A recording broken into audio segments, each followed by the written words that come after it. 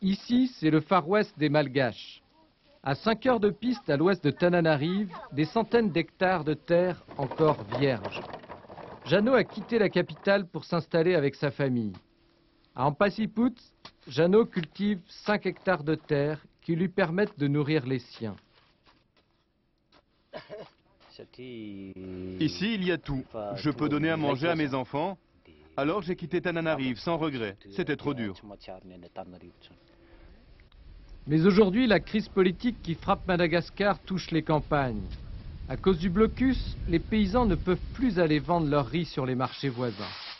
Malgré l'isolement, Jeannot suit à la radio les manifestations et les événements de Tananarive et de Sambave. Comme un grand nombre de Malgaches, Jeannot veut le changement. Il soutient Marc Ravalomanan contre le président sortant Ratsirak.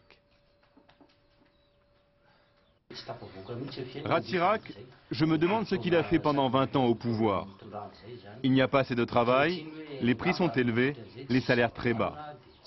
Je pense que Marc Ravalomanan va faire quelque chose de mieux. En tout cas, j'attends beaucoup de Ravalomanan.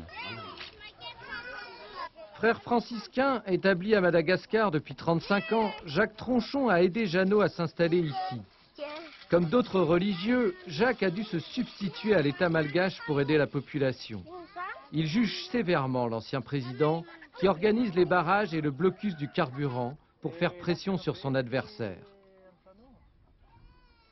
On espère que la nouvelle équipe fera mieux que l'ancienne, mais il faut trouver les voies et les moyens pour arrêter le blocage de Madagascar qui, je le dis très fort, est criminel.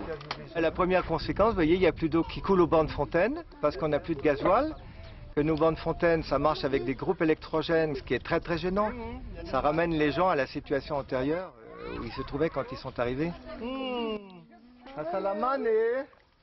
Aujourd'hui, en Ampasiput, les habitants du village attendent avec impatience la levée du blocus des hauts plateaux.